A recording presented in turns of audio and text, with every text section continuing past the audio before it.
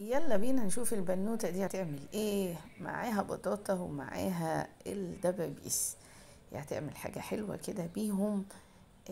احنا ادينا شفنا معلومة او شفنا حاجة جديدة. بس هي طبعا شطفتها، ما كان ممكن بامكانها تشطف كل حاجة لوحديها، بس ماشي هم علشان التصوير دلوقتي. يعني شطفت البطاطا بمية الفراخ، ما علينا من اللي هي بتعمله. طبعا في حاجات بتبقى يعني شوية كده مش طبعنا احنا كمصريين بالذات. يعني احنا كل حاجة لازم تاخد غسيلها بحقها. ادي البصل قطعته وجابت كرهات وتمام كده، جابت مية نضيفة كمان اهي الست يعني. يلا هتحط البطاطا اللي هي قطعتها تتسلق، وفي نفس الوقت حطت الفراخ من فوق تستوى على بخار المية، حطت البصل والكرهات فوقيها وغطيتها. تمام يا ست الكل، استوت. يعني بصوا بكل سهولة شالتها كلها. هنا طبعا البطاطا هتشيلها كمان، هي استوت. طبعا مية الفراخ وسلق الفراخ نزل على البطاطا، ما علينا برضو ملناش دعوة. هي بتخلي هنا الدبابيس، مش بترمي العظمة، خدوا بالكم. هي بتركنها على جنب بس بتخلي الدبابيس الأول.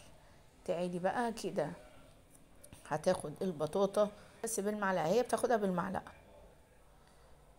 اهرس بقى البطاطس، قصدي البطاطا مع الدبابيس، فلفل اسود ومعلقتين 3 بقسماط والملح، وظبطت الدنيا هي وبتعجنها.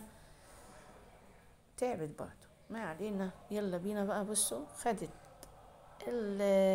العظمة بتاعت الدبوس وحطت عليها البطاطا ولحم الدبابيس تاني وبالدقيق وحطيتها كده على جنب. طبعا هتعمل كنتاكي بس بالطريقة بتاعتها هي بالبطاطا بقى. هي فكرة حلوة ان احنا ممكن نعملها بالبطاطس، لان معظم المصريين ما حطت دقيق وحطت عليه حبة مية، يعني عملته كده زي صوص بدل البطل الدقيق والبيض.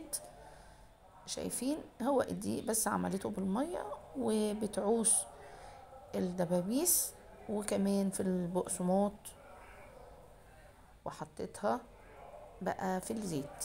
هتقليها يعني معروفة جدا. بس بقى هي الصراحة في النهاية جميلة، بس طبعا البطاطا انا بالنسبة لي ما افتكرش ان انا هحطها في الدبابيس، بس ممكن استبدلها فعلا بالبطاطس، هتبقى طعمها احلى والذ. طبعا احنا بناخد الحاجات اللي تناسبنا، ومجرد فكرة جربيها لاولادك، لاني اولادنا بيحبوا الحاجات دي قوي قوي. فاعمليها بكميه صغيره مع البطاطس وان شاء الله تطلع حلوه. اتمنى ان الفيديو يعجبكم، وما تنسوناش في اللايك والشير، واشوفكم على خير والسلام عليكم.